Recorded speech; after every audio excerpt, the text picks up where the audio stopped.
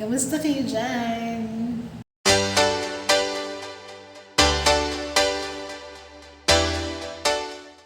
So ano na, it's already December and it's Vlogmas! But good luck naman kung makakapag-Vlogmas tayo this year.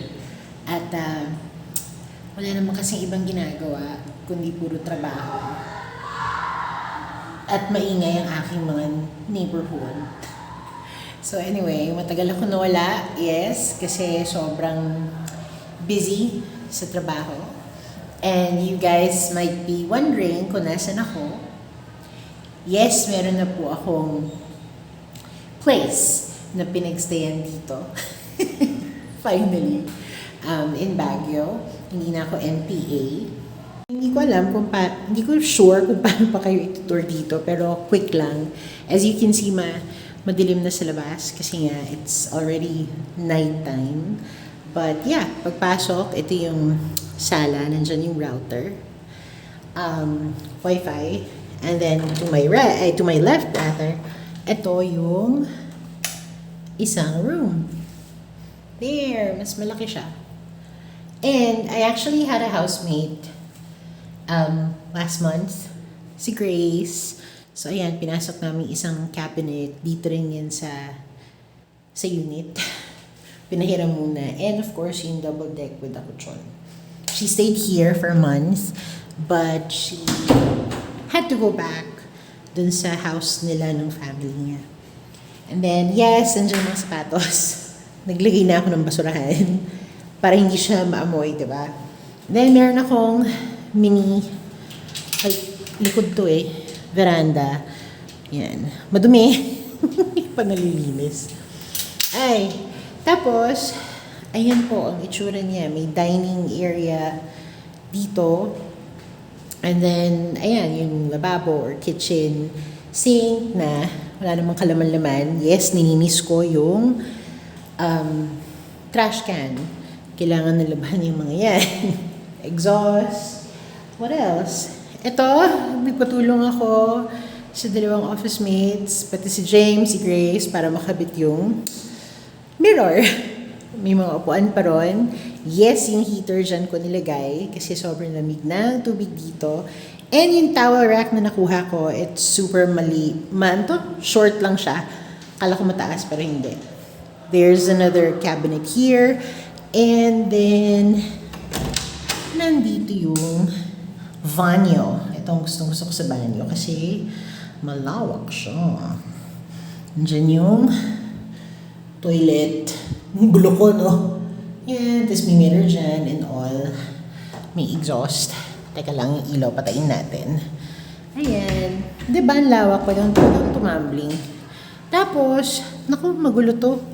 Pero anyway, ito yung room ko. Diba, mas maliit siya.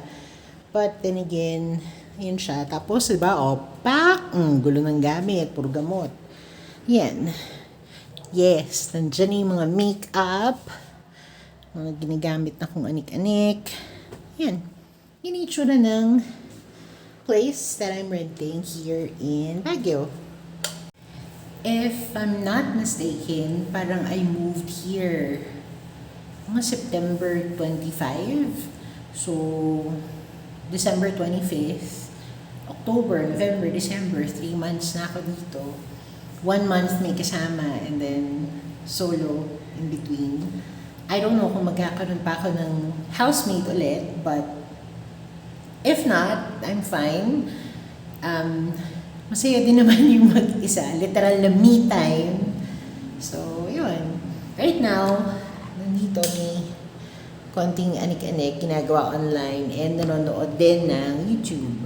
Tapos, ano pa ba? Wala pa akong lutuan. I don't know kung padadala ko na lang yung induction ko na nandun sa bahay na inyong ginawa mo sa QC.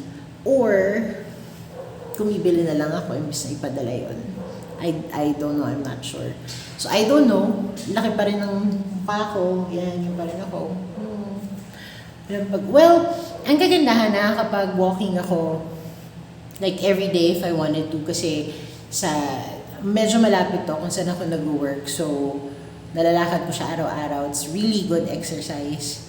And tapos masakit man yung araw kahit maaga siya, like wala pang 8 a.m. Masakit na yung araw sa balat, but regardless, I know that it's morning sun and it's still good para sa balat. So anyway, nakakapag-exercise na ako every morning, saka tipid din yun. Yeah, that's what I do, going to the office. And then, pero going home, since gabi na, wala, taxi, gano'n. Minsan, nasubukan na maglakad pa uwi, pero medyo grabe yung pagod. Saka, yung pagod ka na sa work, tapos maglalakad ka pa, diba? But at least, pag umaga, fresh pa. I think meron akong konting clips na nakuha na I started na parang nagwo-walkathon na ako every morning. I'll insert it na lang. Ito na yung nilalakad ko araw-araw. Papasok. Siyempre, hinihingal. Exercise every day. In fairness, walang kasalubong ng mga bata ngayon kasi nga it's a Sunday. So, wala silang pasok. Mga akong Dora, the Explorer. Yung mga nagbabasketball na so early in the morning. Hindi ko alam kung kita yung usok sa bibig. Pero may araw. Tapos malamig pa rin. Yun lang, lakad, papasok. Ito, pababa. Okay lang maglakad sa umaga kasi pababa. Sa gabi kasi pataas, paakyat. So, medyo parang doon magta-taxi na pa uwi. Dito nga lang sa part na to, walang ilaw.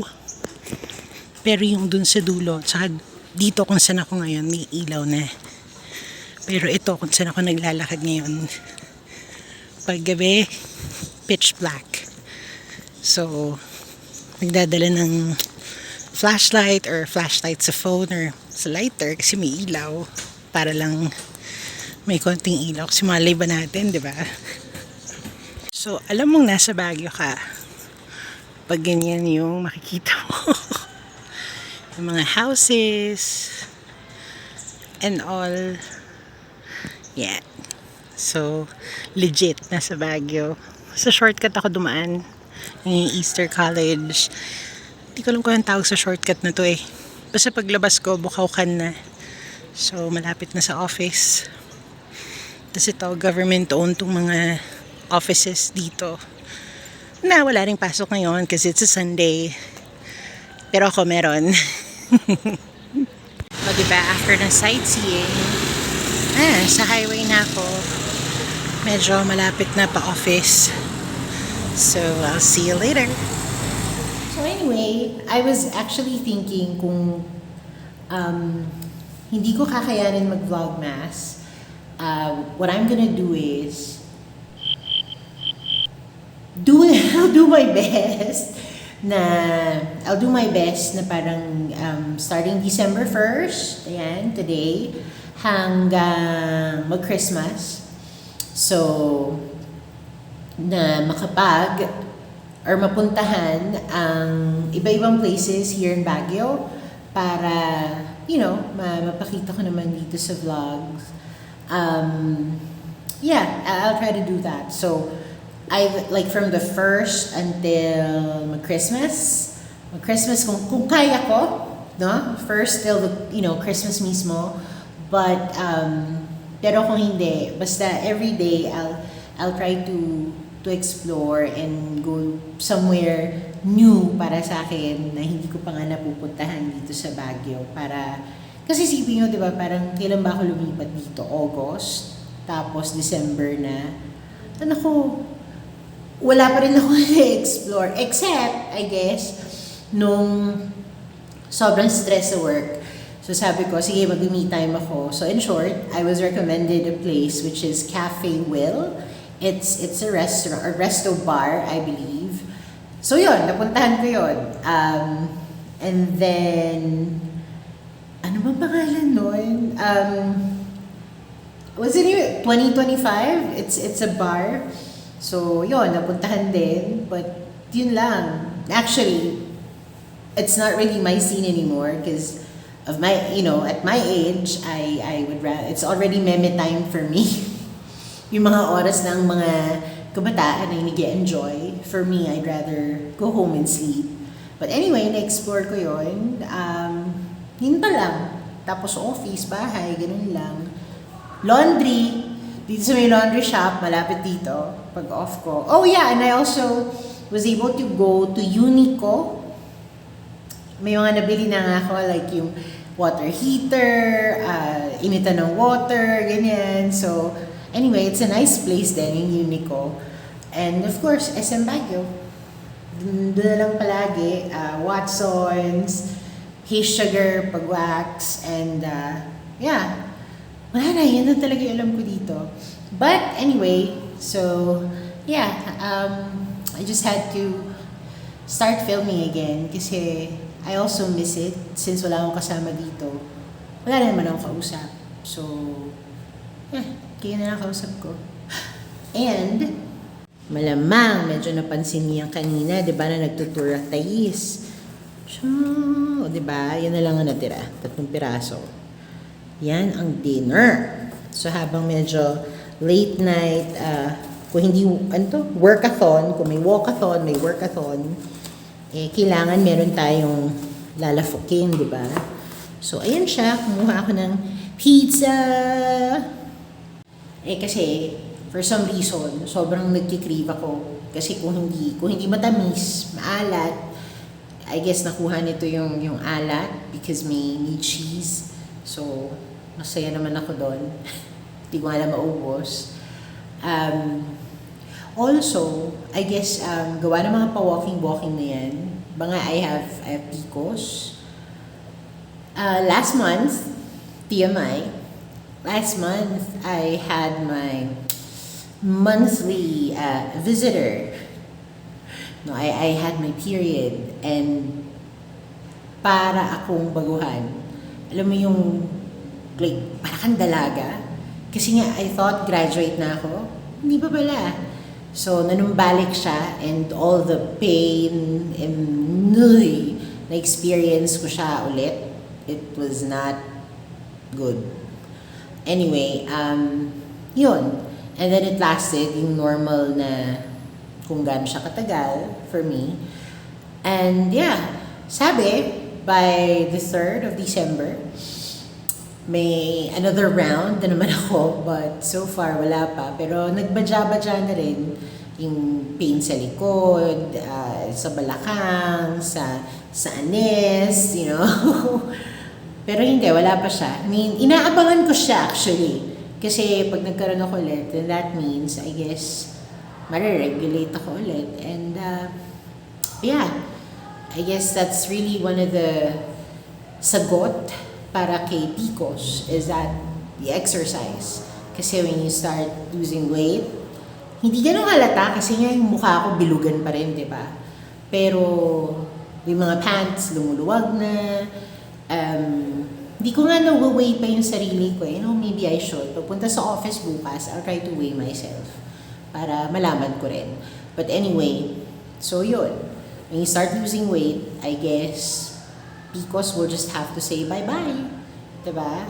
So, and yung mga buhok-buhok sa anis-anis ko, sa mukha ko, meron pa rin, pero it's not as kapal as before. So, I guess, yeah, nakakatulong talaga yung walking-walk. Kaya hindi ko magpapalit yung walking-walking na yan. Kasi kahit it's like, naglalakad ka lang sa park na paglalakad, it's still exercise. And medyo malayo yung nilalakad ko. Kasi nga, pag tiga Baguio ka, yung mga lakad-lakad na yan, maning-mani. So, hindi man ako tubong Baguio, hindi ako tiga Baguio talaga. Pero, ang galing lang. Kasi pag sinabing, malapit lang yan, ganyan, kaya mong lakarin yan. Ala siya, malayo yun. But, pwede naman talaga lakarin, yun nga lang malayo. But anyway, yun, nasasanay-sanay na nga maglakad-lakad. Ako yun naglalakad. So anyway, ang dami-dami ko ng kinuda dito. Tatrabaho muna ako. Kasi kailangan ko rin magpahinga because I have work again tomorrow. And shucks, saan yung aking Relo? Wala pa yung Relo ko. Nandun sa may kama. Okay, it's already 8:55 p.m. Yes, para sa akin late na 8:55. Kasi supposedly nga 8:30 or 9, meme time ko na. Yes, kasi I have to wake up early. Like, I don't know, 5:30, 5:45. Parang ang 6 p.m. sa akin, medyo late na. But, kasi mag-iinit pa ako ng tubig, gayos, muk up, ganyan. Tapos, sino nga, maglalakad pa ako papasok. I have to allot like, I don't know, 30 minutes sa paglalakad. Yes, that long. So, yun. Anyway, I'll talk to you guys again tomorrow. Night.